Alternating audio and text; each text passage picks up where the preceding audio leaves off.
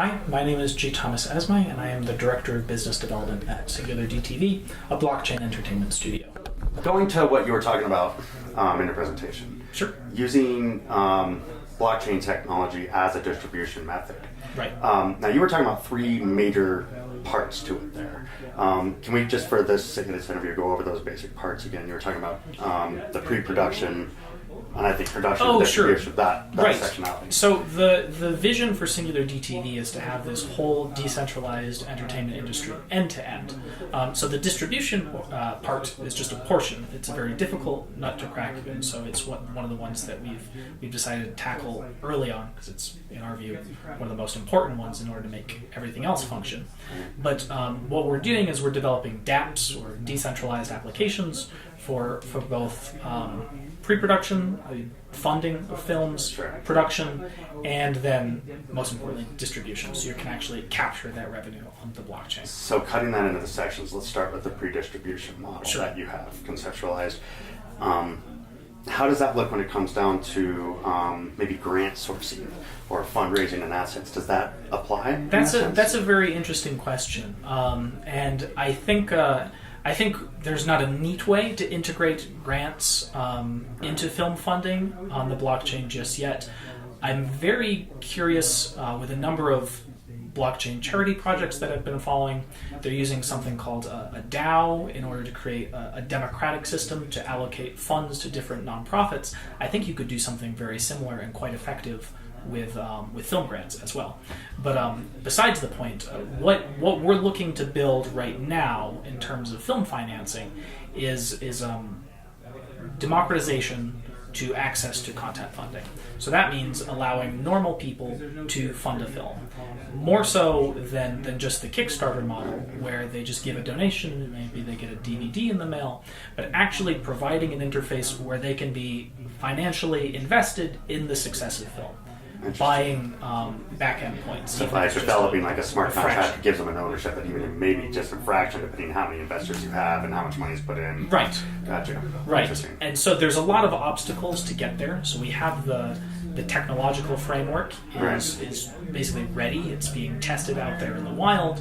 But unfortunately, the problem is we need laws, especially inside the United States, to catch up to where we want to be. Because offering something that you could deem there's an expectation of return off of this investment requires a whole securitization process, which we're investigating and exploring exactly what that would look like in this new blockchain framework. I mean, people lose money on films all the time anyway. Right.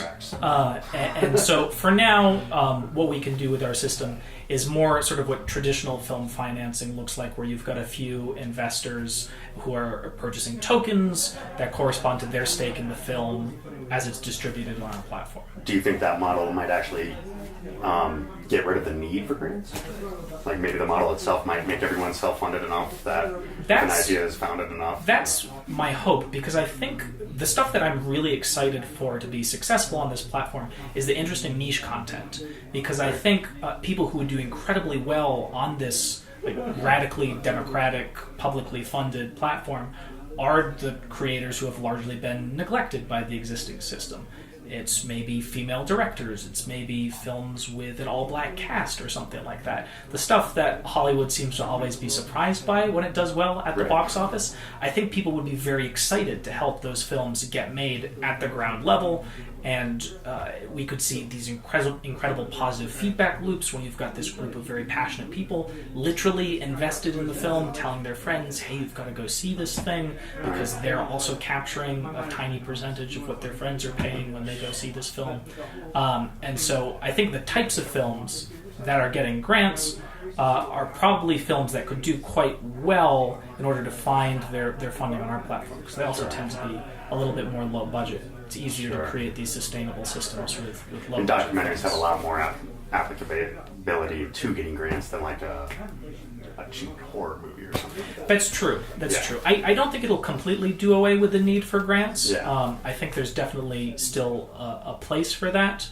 But at least hopefully we'll see a broader scope of content finding an easier time. So jumping to the second part of that, where you were talking about what essentially sounded to me was like Production. The production agency. You're talking about playing almost like Airbnb for staff sort of deal. But isn't that essentially the same as a staffing company or a production agency? I mean, you could do it through a production agency if you want. You could also do it through this platform, which we're trialing in New York, called Rentalist, where not only can you rent crew services from people in the area, you can also rent your gear from other people. So it provides the DP who's maybe not working himself an opportunity to monetize the Alexa that he's got sitting at home for gigs. But the idea is it's partially building a social network. So it's a way for you to reach out and get to know the other creators in the area. And then the whole tokenization component of that is a gamification process where by participating in this platform, by getting your crew and your equipment here, you can earn tokens which represent an ownership stake in the platform, so that you, simply by doing the types of things that you'd normally be doing in order to get a film made, can actually accrue some tokens that you could then either resell to maybe recoup some of your production costs, or you could hang on to and generate a little bit of passive income for yourself. Just by using the platform, you're giving a financial incentive, essentially. Right. Yeah. Right. Okay. Because if you the people are the ones who cause the platform to derive value, why shouldn't we give you something back as a thank you for creating that? Sure. So, how does that look in your trial that you're running? Like, how does that operate? How do you get people synced into that network? Or is it a matter of reaching out to people and saying, hey, we have this? Or are you actually integrating with networks that already exist on a software level? So the software is proprietary. It's been developed already. In terms of the networking part, right now it's a lot of reaching out to people, getting them to come test out the platform on a relatively smaller scale. So it's a lot of like equipment rentals for commercial shoots or some shorter, smaller budget productions in the area. But the thing that's going to take a little bit longer term developing for this platform is, again, that whole legal issue. So how can we offer this thing to people which could be seen as some kind of a financial return? So that's the process that we're embarking there, is to figure out how we can shore up the legality of everything that we'd like to do, but in parallel we've got the software running, and we're at least making sure that it can facilitate rentals and crew services. Okay, cool. Okay, so on the third part of that model, was that, and I caught some of that for sort of all over the place today, but that was the distribution, essentially. Yes. So can you, just because I missed part of that, can you explain some of that to me again, on how that works? Yeah, so distribution for us, and actually maybe I'll clarify here more than a little bit more in-depth technical detail than what I just went into in the presentation. But so what we're looking at is maybe a still traditional content delivery method, probably using decentralized technologies, but not blockchain specifically. Okay. So it's still like you're streaming or downloading films and music in a way that feels familiar. However, the revolutionary part about what we're building is this whole blockchain payment infrastructure that exists in the back end, so that when you, the user, transacts on that platform, your money automatically goes to a smart contract, which is tied to these tokens that represent the piece of content. The smart contract, because of the token allocation, knows the director needs to be paid out this amount, the financiers need to be paid out this amount, maybe the actors No have accountant needed. Oh, exactly. It's all done through smart contracts. And so for our beta version, there's going to be some manual processes in the middle yet, because blockchain technology is still maturing. But what we hope to get to is the point where these royalty and residual payments can be processed in the same amount of time that it takes a block to be mined on the blockchain. Right now, that's about 17 seconds, and it's improving, which is a pretty far cry from the 6 months positive scenario where you can get your rights and royalties in the existing system. Also, none of the sending checks in the mail nonsense. Right. We sent the check. That's very last century. Yes. So now, where are we off from this? I mean, this seems ideal, but it also seems far off. Do you have an ETN where something like, taking into account that everything does go the way you hope it does go, where this might come to a bigger platform, maybe with what you're doing with Steve Soderbergh, and that platform bringing more light to it? Do you think you could see this expanding within, and being built and actually existing if everything goes right within a certain amount of time? Well, so our current timeline is we'll have the private alpha version of our distribution portal, and then a public beta version December this year. Then we'll have a version 1.0 where we iron out some of the bugs that will undoubtedly exist sometime next year. So we should start attracting users in a substantial number by 2019. I think people like Steven Soderbergh, like David Lynch, like Chromatic, all of these really awesome independent artists we're working with will really help build that, because content is king, and these particular creators, their fans are going to follow them to whatever platform they go to. I think for the technology to mature, though, it is going to take several years. A big buzzword you'll hear at conferences like this is scalability. So how can blockchain protocols ultimately process transactions as quickly as credit card companies do today? Is it even possible for them to achieve that? What sort of solutions is it going to take to get there?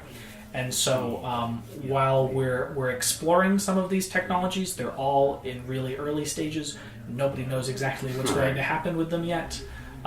So I think before we're even ready for this amazing, perfect mass adoption of the technology, near instantaneous rights and residual payments, there's going to be a lot of intermediate steps. And so I think we're still several years away from that point that we've really honed the technology to the point that we've articulated we need it to get to. Now, do you think if this is successful, do you think you're going to get a lot of blowback and a lot of attack from Hollywood itself, major studios? Or do you think they will adopt the technology into their own platform? I think Hollywood studios have already started exploring blockchain. They maybe don't understand it, what it means from a social context, why blockchain is sort of a social movement, and how they should perhaps pivot their businesses if they want to not be rendered obsolete by it. But in the short and even medium term, I think there will be an opportunity for studios to adopt blockchain. Even just from a saving cost perspective. If they were to take massive libraries of content and create smart contract systems that govern the rights of royalty payout, that would be much more efficient for them than just having a whole staff of people who have to manually do all of that. Right. So I think there's a cost-saving perspective that will be attractive to the studios in the short term. And I mean, we at Singular DTV we articulate that we're building an alternative. There's room for everybody to come play with what we're doing, and I hope that all of these entrenched players adopt the decentralized ethos sooner rather than later. Do you think it would go against their own corporate entity policy? I mean, a decentralized network would kind of go against them having more control over it, but then at the same time, it's almost like YouTube stars. Sure. People didn't see that coming. Right. I mean, I think that even though what I've described is this sort of utopian, decentralized world, the one we're going to end up with will be a hybrid of centralized systems and structures and decentralized ones. Sure. Because decentralized systems are better for bringing automation and transparency to certain things, and centralized systems are more efficient for others. Right. So I think a forward-thinking studio, for example, could find a way to combine both architectures in a way that they don't have to cede more control than they'd feel uncomfortable with. Probably a little bit. Sure. But I mean, it's inevitable anyway. We see that with technology anyway. It's more about profiting off of that lack of control, which, like YouTube did, you know. Right. Yeah, so it makes sense. But I think the hope really for a lot of people in the blockchain space is blockchain will deliver the democratization, the decentralization promised by the internet, which ultimately got co-opted by a lot of large companies and has now become a very centralized space. And so will decentralization win out with blockchain this time around? We'll have to wait and see. One more question. How did you get linked up with Steve Soderbergh? How did that happen? Yeah, that happened because our acquisitions team attended this year's South by Southwest in Austin. Something always weird happens there. they saw the film Perfect at a midnight screening. They absolutely loved it. They said, we have to have this. This is an amazing sci-fi film. The director, Eddie Alcazar, is amazing. Flylo's score is tremendous. Yeah. Of course, we'd love an opportunity for Steven Soderbergh to sit down, take a look at our platform, and give us his feedback. And so we started a dialogue with Eddie, the director, who's been very hands-on with this whole process, and Steve Soderbergh following South by Southwest. They were very interested. Eddie Alcazar is amazingly forward-thinking. He heard that we're building this platform where he could get paid in cryptocurrency, and he was all about it. So I think we really lucked out with finding a really tremendous film and really the right type of creatives to be working with on this project. Sure. Is there anything else you want the viewers or listeners to know about what these projects can do for them, or any general information you want them to know at all? Sure. I mean, I'd urge everybody, try it out. Let us know what you think.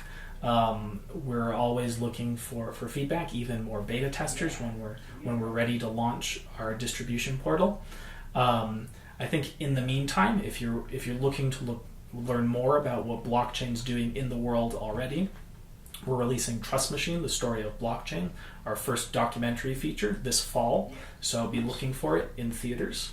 And if you're music fans, come say hi to us at our music festival, or OMF, in Berkeley on October 20th, where we're helping OMF to organize the first blockchain music festival, which will be headlined by Zed, Big Sean, Matt and Kim, and some other really awesome musicians. Nice. Awesome. Well, thank you for your time. I appreciate thank you it. That guys. was very, very knowledgeable, so thank you.